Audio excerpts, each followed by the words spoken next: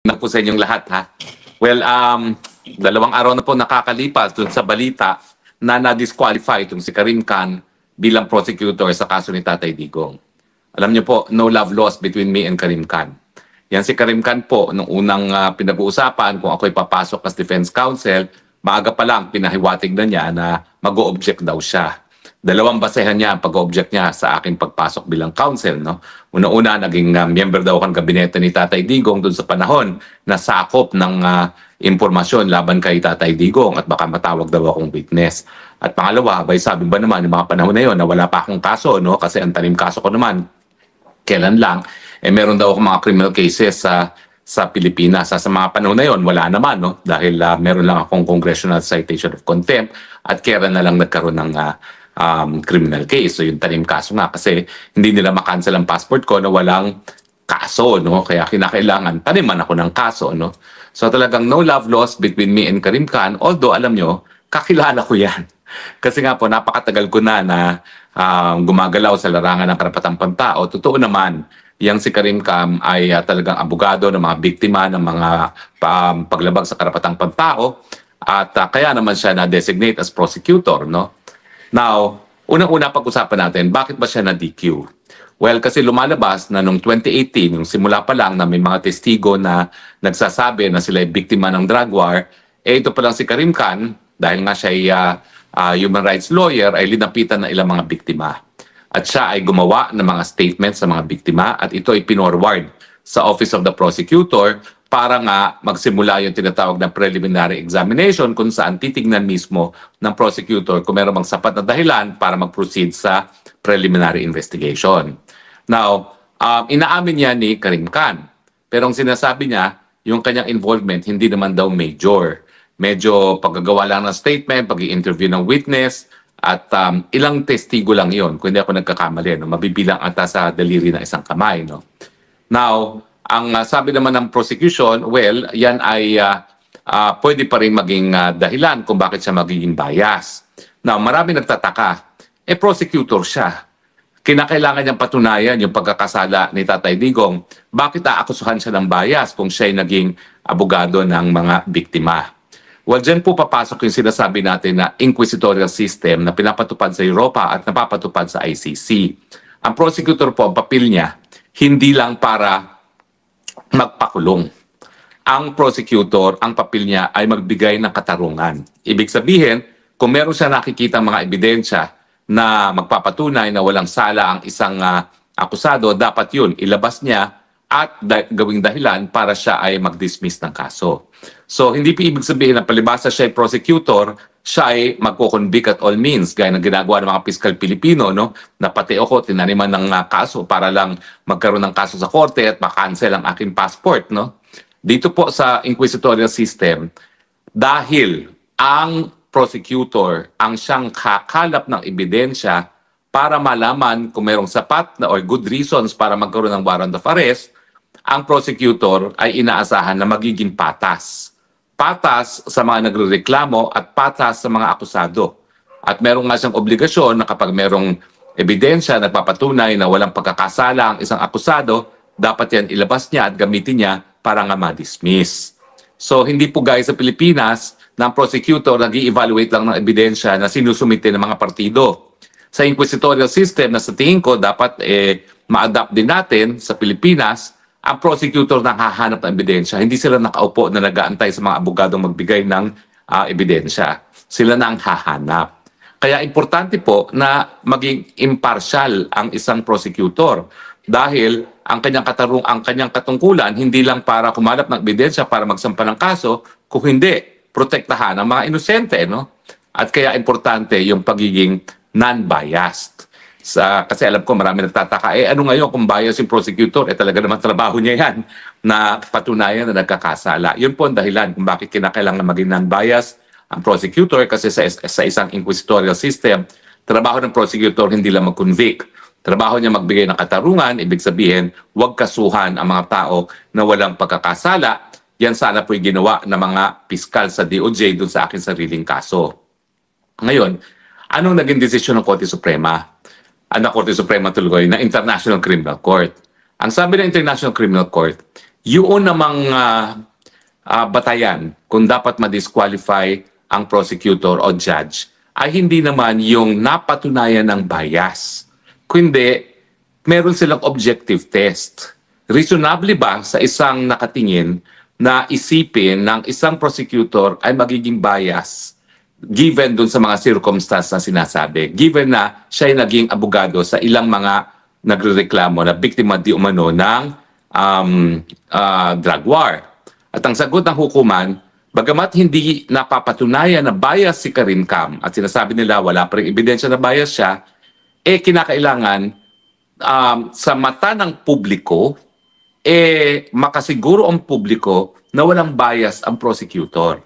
At ang sabi naman nila, using yung objective standard na reasonable basis, kung iisipin ng ordinaryong mamamayan na merong bias si Karim Khan, ang kasagutan ay oo. Kasi bagamat hindi naman decisive yung pagiging abogado ni Karim Khan kasi bumitiw naman siya at siya ay naging prosecutor long after na nagkaroon siya ng enkwentro sa mga biktima, ang katunayan, sapat na yan para isipin ng publiko na baka siya nga ay biased. So ang sabi ng hukuman, i-disqualify ka namin not because we are sure that you are biased, pero i-disqualify ka namin kasi sapat na yung iyong naging papel bilang abogado ng mga di umano mga biktima ng drug war para isipin ng ordinaryong mamamayan na posible nga. Ang pinag-uusapan yung possibility, posible na ikaw ay maging bias. Ang pangalawang batayan pa ng korte ng ICC ay dahil itinago ito ni Karim Khan. Sinabi lang niya yung pagiging abogado niya shortly before humingi siya ng warrant of arrest sa hukuman dito ng taong 2025. Samantalang 2018 pa itong nangyari. Siguro naman kung ikaw ay nagbigay ng advice at gumawa ng statement ng mga biktima ng drug war at ikaw ay natalaga bilang prosecutor ng ICC, hindi mo sasabihin niya sa 2025 lamang kundi sa 2018. Or kung kailan ka na talaga bilang isang prosecutor, no? Hindi po pwede na i-disclose mo lang yan matapos ka humingi ng warrant of arrest. No? So ang sabi ng korte, well, dahil nga kinonceal mo naman yan, talagang lumalakas pa yung possibility na ikaw nga ay bias. So ngayon na-disqualify na si Karim Khan, ano ngayon? Well, sa akin, wala masyadong ibig sabihin yan. Bakit?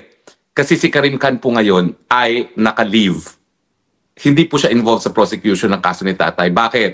Kasi nga, siya ay nahaharap sa mga reklamong sexual harassment. Manyakis daw siya. So, na-disqualify siya, naka-leave naman siya. Siguro, importante itong decision nito kung sa lalong mabilis na panahon, magkaroon ng desisyon at sabihin ng UN ethics body na hindi siya guilty ng sexual harassment. In which case, itong desisyon nito ay pipigil para siya maghimasok sa kaso ni Tatay Digong. No? Pero sa ngayon, walang ibig sabihin yan kasi nga on leave siya. Hindi siya sumasapi sa paglilitis kay labang kay Tatay Digong at ang humahawak ngayon ay isang deputy prosecutor. No? Alam naman natin na sa ICC, ang trabaho ng prosecution hindi lang nakasalalay doon sa chief prosecutor, kundi doon sa mga aktibong mga abogado sa ilalim ng chief prosecutor, kasama na yung deputy prosecutor. At sa tingin ko, pampalubag loob lang yan para sa ating mga supporters ni Duterte. Bakit? Kasi wala pa tayong motion na pinagbibigyan nila. Yung pinaka-importanting motion na gusto nating mag-grant interim release, binasura. Meron pang isang motion para i-disqualify yung dalawang judges ng pre-trial tribunal kasi sila ay kasama na bumoto na sapat ang ebidensya para magpatuloy ano tawag dito, para magpatuloy ang preliminary investigation, binasura rin. No? So kumbaga, kung mag-i-score tayo, 2-1, 2 motions denied, 1 motion granted, pero yung motion granted, wala namang ibig sabihin kasi naka-leave na nga itong si Karim Khan. Yan po ay isang pamamaraan ng korte para makonvince yung mga Pilipino na patas ang korte para tanggapin yung mga desisyon nila na alam natin hindi naman makatarungan. Gaya ng desisyon nila na pinagkakait nga ang interim release sa isang 80 anyos dahil lamang sa mga bagay-bagay na siyempre natural na reaksyon ng mga kaanak ng isang akusado na sa tingin nila na totoo naman ay kinidnap sa Pilipinas. Ang pinaka-nabubuisit ako dyan sa desisyon na binasura yung interim release, yung sinasabi na yung pag-question daw sa legitimacy ng pagka-aresto kay Tatay Digong ay isang dahilan para wag siya bigyan ng interim release. Pwede ba yun? Totoo naman kidnap siya dahil wala naman talagang pagsunod dun sa Article 59 ng Rome Statute na dapat siya hinarap muna sa hukumang Pilipino. Tapos yung sasabihin nila na, ay, sinabi ng anak ganito at makapangyarihan pa ng anak dahil Vice President. Ignoramos naman sila sa tunay na anyo ng politika ngayon. Ignoramos naman sila na bagamat may titulo si BP Sara, ayun nga, napakaliit na budget na binibigay at siyempre, pilit pang ginigipit. Pilit pang pinatatanggal. So wala na talaga magagawa si BP Sara kung hindi to defend her office dahil nga, pilit siyang pinatatanggal bilang Vice President para siya ay mabura doon sa mga possibility na siya nga ang susunod na presidente ng Pilipinas dahil ang gusto ng Marcos Jr. ay maging Marcos forever gaya niyang kanyang ama. At dahil ang pinag-uusapan natin ay paggigipit nila kay Inday Sara para nga mawala ang number 1 na kanilang katugali sa politika pagdating ng 2028 or maski hanggang ngayon, no? Dahil pag nag-people power, ang susunod ay si Inday Sara Duterte, sinisigurado nila na kapag mag-people power, kakampi pa rin nila ang papalit sa posisyon at hindi si Inday Sara. Pag-usapan natin ngayon, itong Pulse Survey, Pulse Asia Survey na nagpapakita na pinakamataas pa rin, napakataas pa rin di hamak ang approval at trust rating ng mga Pilipino kay Inday Sara Duterte. Alam niyo po, ito'y Pulse Asia. Ako naman po, kanya-kanya yan, okay? Pero ako, pinaniniwalaan ko po ang Pulse Asia dahil kakilala ko po talaga yung mga nasa likod ng Pulse Asia, mga taga-UP po yan. At saka yung mga findings ng Pulse Asia, lalong-lalo na dun sa mga prediction kung sino ang mananalo, siya po ang pinaka-consistent. So, ibig sabihin po, ang likelihood na yung mga surveyors siya on the ground ay nalalagyan ay maliit po kasi accurate naman ang mga nagiging findings ng Pulse Asia. Sa lahat po ng survey company. Ako po, pag ako nagpapasurvey, Pulse Asia ang ginagamit ko kasi ayaw ko naman bulahin lang ang sarili ko, no? Gusto ko kung ano yung katotohanan. Ano ba muna yung findings ng Pulse Asia? Well, pinakamataas pa rin po ang trust, approval muna at saka trust rating ni Inday Sara. I-compare natin. Marcos Jr., approval, 33. Inday Sara Duterte, 55. Marcos Jr. disapproval 44. Sara Duterte 22. Ibig sabihin, ang approval rating ni Marcos ay negative. Negative.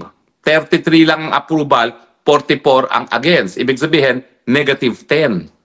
Samantalang si Sara, ang kanyang approval ay 55 less 22, that's positive 33. So, it's still very good for Sara and negative for Marcos Jr.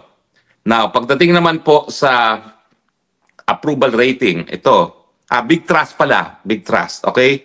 Sa trust rating, ang Marcos Jr., big trust 34. Ang Inday Sara Duterte, 56. Ang no trust kay Marcos, 45. Ano ibig sabihin yan? That is a negative 11. Samantalang si Inday Sara Duterte is 21 or positive 35. So makikita nyo na ang layo naman, no? Yung kanilang approval, negative 10 si Marcos, positive 30 plus si Inday Sara at ganun din sa trust rating, negative 11 si Marcos at positive plus 30 naman si Inday Sara Duterte. Na ano ibig sabihin yan? Well, obvious naman na sa mata ng mga Pilipino, mas approve sila sa gawain ni Inday Sara kesa sa gawain ni Marcos Jr. at mas pinagkakatiwalaan nila si Inday Sara kesa kay Marcos Jr. At malaki ang agwat.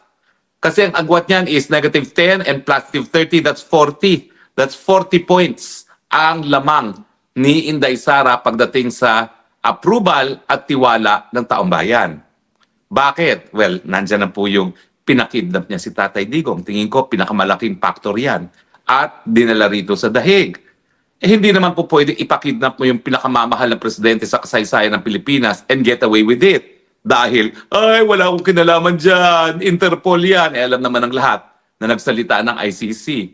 Hindi kami ang nagpakuha dyan kay Duterte. Yan ay sinurrender ng Philippine government.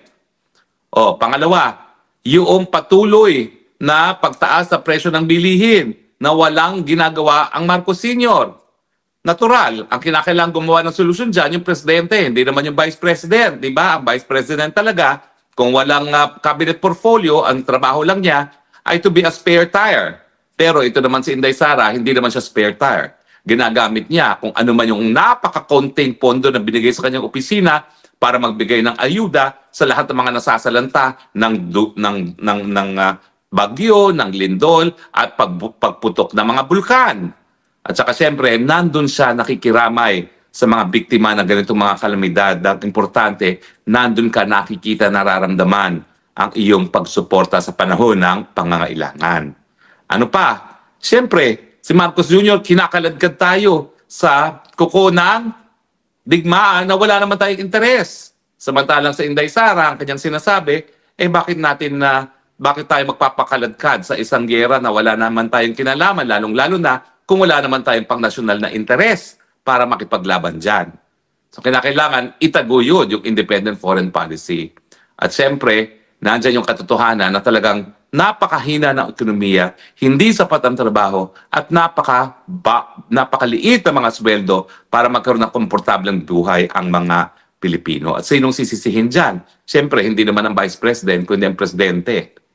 By and large, hindi pinagkakatiwalaan, hindi ina-approve ng tao si Marcos Jr. dahil unang-una, alam natin na hanggang ngayon ayaw niyang pasinungalingan na siya ay bangag.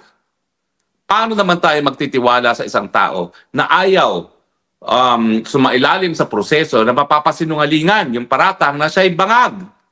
Kayo ba magtitiwala sa taong ganyan? Siyempre hindi. Pangalawa, paano naman tayo magtitiwala sa tao na alam natin na hindi na siya ang may hawak na kapangyarihan kung hindi ang kanyang pinsan na si Romualdez at ang kanyang may bahay na Liza Araneta Marcos.